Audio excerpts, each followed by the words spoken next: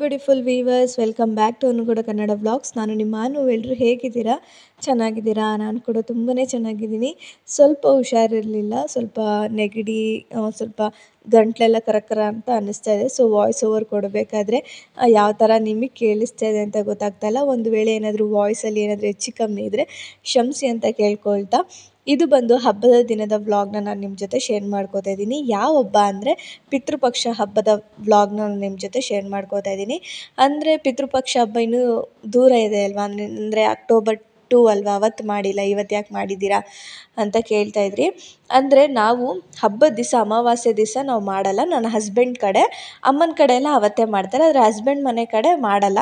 ಅದ್ರ ಮುಂಚೆ ಒಂದು ವಾರಕ್ಕಿಂತ ಅದು ಹಬ್ಬ ಅಂದರೆ ಇನ್ನೊಂದು ಮುಂಚೆ ಒಂದು ವಾರದಲ್ಲಿ ಮಾಡ್ತಾರೆ. ಹಾಗಾಗಿ ನಾವು ಶುಕ್ರವಾರನ ಹಬ್ಬ ಮಾಡೋಣ ಅಂತೇಳಿ ಫಿಕ್ಸ್ ಆಗಿ ಎಲ್ಲನೂ ರೆಡಿ ಮಾಡ್ಕೊಂಡ್ವಿ.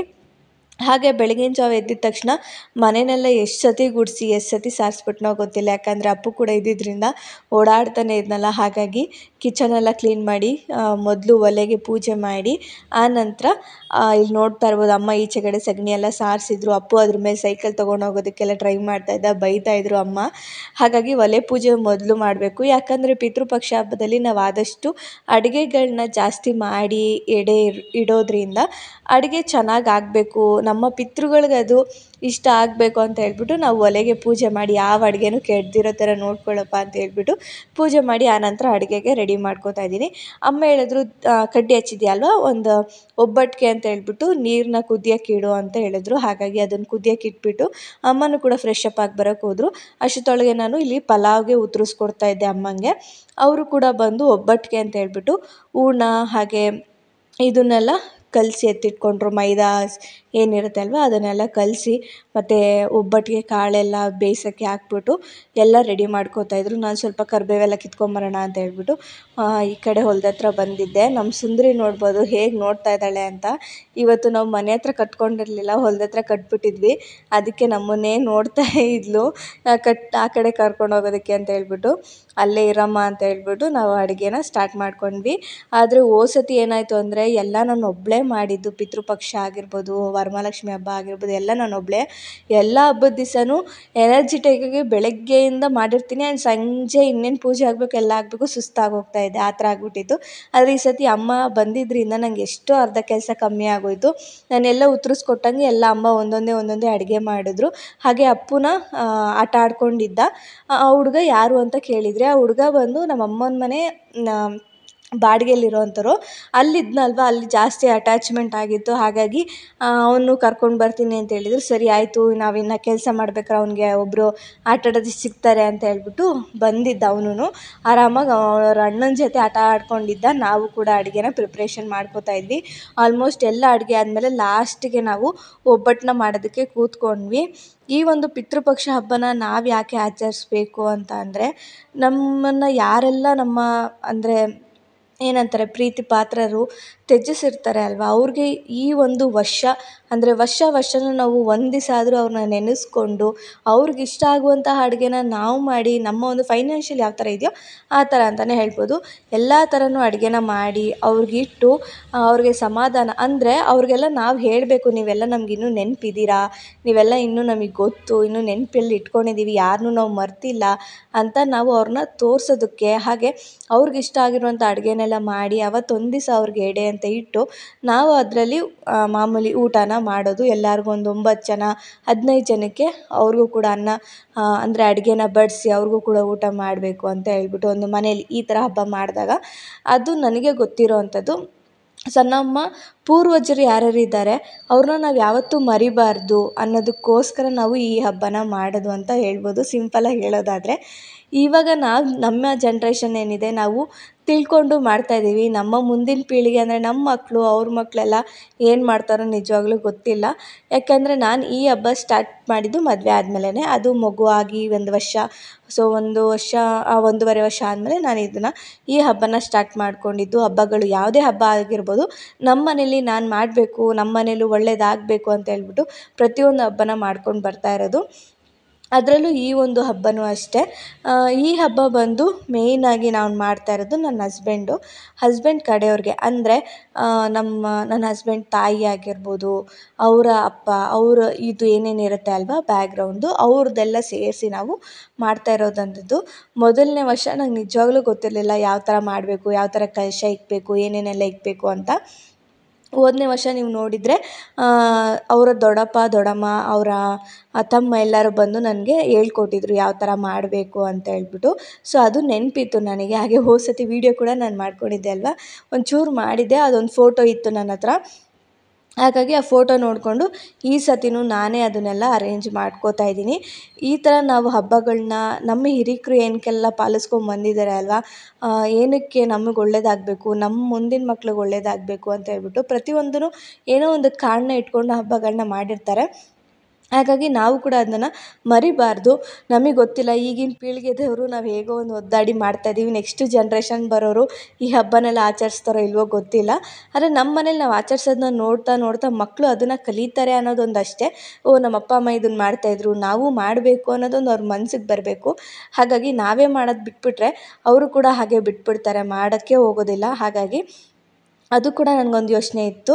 ಸೊ ಹಾಗಾಗಿ ನಾನು ಯಾಕೆ ಬಿಡಬೇಕು, ಯಾವುದೇ ಒಂದು ಹಬ್ಬನೂ ನಾನು ಯಾಕೆ ಬಿಟ್ಟು ನಾನು ಸುಮ್ಮನೆ ಇರಬೇಕು ಅಂತ ಹೇಳ್ಬಿಟ್ಟು ನಮ್ಮ ಮನೇಲೇ ನಮ್ಮ ಕೈಯಲ್ಲಿ ಎಷ್ಟಾಗುತ್ತೋ, ಆ ಭಗವಂತ ಎಷ್ಟು ಕೊಟ್ಟಿದ್ದಾನೋ ಅಷ್ಟನ್ನು ಮಾಡೋಣ ಅಂತೇಳಿ ಪ್ರತಿಯೊಂದು ಹಬ್ಬನೂ ಮಾಡಿಕೊಂಡು ಬರ್ತಾಯಿದ್ದೀವಿ.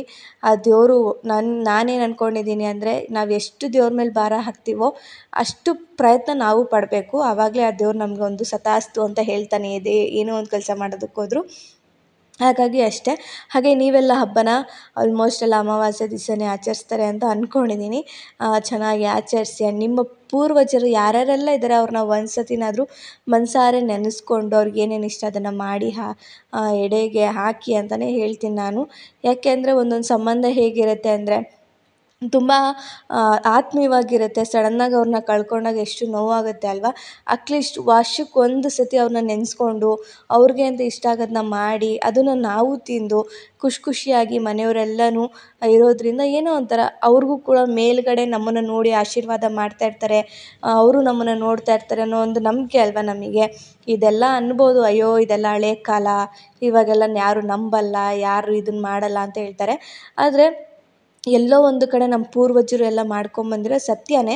ಹಾಗಾಗಿ ಅದನ್ನು ನಾವು ನೆನಪಲ್ಲಿ ಇಟ್ಕೋಬೇಕು. ಹಿರೀಕ್ರ ಮೇಲ್ಗಡೆ ನಮ್ಮ ಸ್ವಂತದವರು ನಮ್ಮನ್ನು ನೋಡ್ತಾ ಇರ್ತಾರೆ, ನಮ್ಮನ್ನು ನೆನೆಸ್ಕೋತಾ ಇದ್ದಾರೋ ಇಲ್ವೋ ಅಂತ ನೋಡ್ತಾ ಇರ್ತಾರೆ. ನಾವು ಅವ್ರನ್ನ ನೆನೆಸ್ಕೋತಾ ಇರಬೇಕು, ಅವ್ರ ಆಶೀರ್ವಾದ ನಮ್ಮ ಮೇಲೆ ಇರಬೇಕು. ಇವಾಗ ಎಂಥವ್ರಿಗೇ ಆಗಲಿ ಎಲ್ಲ ಸಂಬಂಧಗಳು ಇರಲ್ಲ, ಯಾವುದೋ ಒಂದು ಸಂಬಂಧ ಇಲ್ದಿರಂಗಿರುತ್ತೆ. ಅಟ್ಲೀಸ್ಟ್ ಅವರು ಯಾವಾಗಲೂ ಒಂದು ವರ್ಷದಲ್ಲಿ ಒಂದು ದಿವಸ ನೆನೆಸ್ಕೊಳ್ಳೋದ್ರಿಂದ ನಮ್ಮ ಗಂಟೇನು ಹೋಗಲ್ಲ ಅಲ್ವಾ. ಹಾಗಾಗಿ ಅಷ್ಟೇ. ಹಾಗಾಗಿ ನಾನು ಈ ಹಬ್ಬನ ತುಂಬ ಆಸಕ್ತಿಯಿಂದ, ಪ್ರೀತಿಯಿಂದ ನನ್ನ ಕೈಲಿ ಎಷ್ಟಾಗುತ್ತೋ, ತುಂಬ ಬಗೆ ಮಾಡೋಕ್ಕಾಗಿಲ್ಲ ಅಂದರೂ ನಮ್ಮ ಕೈಲಿ ಎಷ್ಟಾಗುತ್ತೋ ಅಷ್ಟನ್ನು ಮಾಡ್ತೀವಿ. ಇನ್ನು ಮಿಕ್ಕಿದ್ದನ್ನ ಅಂಗಡೀಲಿ ತಿಂಡಿಗಳಾಗಿರ್ಬೋದು ಈ ಥರದ್ದನ್ನೆಲ್ಲ ತೊಗೊಂಬಂದು ಇಡ್ತೀವಿ ಅಷ್ಟೇ. ಆದರೆ ಈ ಸತಿ ನಂಗೆ ನಿಜವಾಗ್ಲೂ ಹೇಳೋಕ್ಕಾಗ್ತಾಯಿಲ್ಲ, ಅಷ್ಟು ಈ ಹಬ್ಬ ಏನೋ ಒಂಥರ ಖುಷಿಯಾಗಿದ್ದೆ. ಆ್ಯಂಡ್ ನಾನು ಸುಸ್ತು ಅಂತಲೂ ಆಗಲಿಲ್ಲ, ಏನೂ ಆಗಲಿಲ್ಲ. ಆರಾಮಾಗಿ ನಾನೇ ಎಲ್ಲ ರೆಡಿ ಮಾಡಿ ಆಲ್ಮೋಸ್ಟ್ ಅಷ್ಟೊತ್ತಿಗೆ ಅಕ್ಕ ಭಾವ ಎಲ್ಲರೂ ಬಂದರು. ಕರೆದಿದ್ನಲ್ಲ ಆಲ್ಮೋಸ್ಟ್ ಎಲ್ಲರೂ ಒಂದು 8 ಗಂಟೆ ಅಷ್ಟೊತ್ತಿಗೆ ಎಲ್ಲ ಬಂದರು. ಒಂದು 7 ಗಂಟೆ 7:15 ಅನ್ನಂಗೆ ಎಲ್ಲರೂ ಬಂದರು. ಸೊ ಪೂಜೆ ಕೂಡ ಮಾಡೋಣ ಅಂತ ಹೇಳ್ಬಿಟ್ಟು ಫಸ್ಟು ಪ್ರವೀಣ್ ಅವ್ರ ಕೈಯಲ್ಲಿ ಪೂಜೆ ಎಲ್ಲ ಮಾಡಿಸಿದ್ವಿ. ಆಮೇಲೆ ಅಕ್ಕ ಭಾವ, ಆಮೇಲೆ ಪ್ರವೀಣ್ ಅವ್ರ ಅಜ್ಜಿ, ಅವ್ರ ಮಾವ ಎಲ್ಲರೂ ಮಾಡಿದ್ರು. ಕೆಲವೊಂದು ಕ್ಲಿಪ್ಪಿಂಗ್ನ ನಾನು ಇಲ್ಲಿ ಆ್ಯಡ್ ಮಾಡಿಲ್ಲ, ಯಾಕಂದರೆ ಅವ್ರಿಗೆ ಸ್ವಲ್ಪ ವೀಡಿಯೋ ಅಂದರೆ ಅಷ್ಟು ಇಷ್ಟ ಆಗೋಲ್ಲ. ಹಾಗಾಗಿ ಅವ್ರದ್ದೆಲ್ಲ ತೆಗ್ದಿಲ್ಲ. ಜಸ್ಟ್ ನಾವು ನಮಗೆ ಯಾರು ಕಂಫರ್ಟ್ ಇದ್ದಾರೋ ಅವ್ರನ್ನ ಮಾತ್ರ ನಾನು ವೀಡಿಯೋದಲ್ಲಿ ಹಾಕಿದ್ದೀನಿ ಅಷ್ಟೇ. ನೆಕ್ಸ್ಟ್ ನಾನು ಬಂದು ಪೂಜೆ ಮಾಡಿದೆ. ನಮ್ಮ ಫ್ಯಾಮಿಲಿ ಅಂದರೆ ನಾನು, ಅಪ್ಪು, ನನ್ನ ಹಸ್ಬೆಂಡ್ 3 ಜನರೂ ಸೇರಿ ಪೂಜೆ ಮಾಡಿದ್ವಿ. ಪೂಜೆ ಎಲ್ಲ ಆದಮೇಲೆ ಧೂಪ ಅಂತ ಹೇಳ್ತೀವಲ್ಲ ನಾವು, ಆ ಧೂಪನ ಎಲ್ಲರೂ ಹಾಕಿಬಿಟ್ಟು ಇನ್ನೊಂದು ಸತಿ ಪ್ರವೀಣ್ ಅವ್ರ ಪೂಜೆ ಕಡ್ಡಿ ಎಲ್ಲ ಹಚ್ಚಿ ಆನಂತರ ಬಾಗಿಲನ್ನ ಹಾಕ್ಕೊಂಡು ನಾವು ಈಚೆ ಕಡೆ ಒಂದು 10 ನಿಮಿಷ ಹೋಗೋಣ ಅಂತ ಹೇಳ್ಬಿಟ್ಟು ಹೋದ್ವಿ. ಯಾಕೆ ಅಂದರೆ ಈ ಹಬ್ಬದಲ್ಲಿ ಅವ್ರನ್ನ ಹಿರೀಕ್ರನ್ನ ಕರಿಬೇಕು, ಬನ್ನಿ ನಾವು ಮಾಡಿದ್ದೀವಿ, ಊಟ ಮಾಡ್ಕೊಂಡು ಹೋಗಿ, ತಪ್ಪು ನೊಪ್ಪು ಎಲ್ಲ ನಿಮ್ಮ ಹೊಟ್ಟೆಗೆ ಹಾಕ್ಕೊಂಡು ಏನು ಚೆನ್ನಾಗಿದೆಯೋ ಅದನ್ನೆಲ್ಲ ಇದನ್ನು ಮಾಡಿಕೊಂಡು ತಿನ್ಕೊಂಡು ಹೋಗಿ ಅಂತ ಹೇಳ್ಬಿಟ್ಟು ನಾವು ಮನಸಾರೆ ಪೂಜೆನ ಮಾಡಿ ನಮ್ಮ ಹಿರೀಕ್ರನ್ನ ನೆನೆಸ್ಕೊಂಡು ಬಾಗಿಲು ಹಾಕ್ಕೊಂಡು ಈಚೆ ಹೋಗಬೇಕು. ಈಚೆ ಹೋಗಿ ನಾವು ಕೂತ್ಕೊಂಡೆಲ್ಲ ಹರಟೆ ಹೊಡಿತಾ ಇದ್ವಿ. ಅಷ್ಟರೊಳಗೆ ಕರೆಂಟ್ ಹೋಗೋದು, ಕರೆಂಟ್ ಬರೋದು. ಹೋದ ಸತಿನೂ ಅಷ್ಟೇ ಈ ಹಬ್ಬದಲ್ಲಿ ಕರೆಂಟ್ ಹೊರ್ಟೋಯ್ತು. ಈ ಸತಿನೂ ಹಾಗೆ ಆಯಿತು ಅಂತಲೇ ಹೇಳ್ಬೋದು.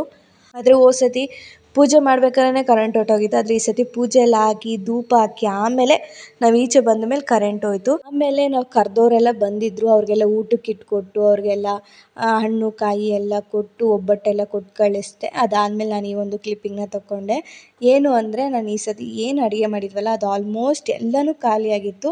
ಒಂದು 2-3 ಐಟಮ್ ಬಿಟ್ಟು, ಅಂದರೆ ಪಲಾವ್ ಆಗಿರ್ಬೋದು, ಬಜ್ಜಿ ಬೋಂಡ ಇದನ್ನು ಬಿಟ್ಟು ಇನ್ನೆಲ್ಲ ಖಾಲಿಯಾಗಿತ್ತು. ಒಬ್ಬಟ್ಟು ನೋಡ್ಬೋದು, ಒಂದು 3-4 ಬಿಟ್ಟರೆ ಇನ್ನೇನೂ ಇಲ್ಲ.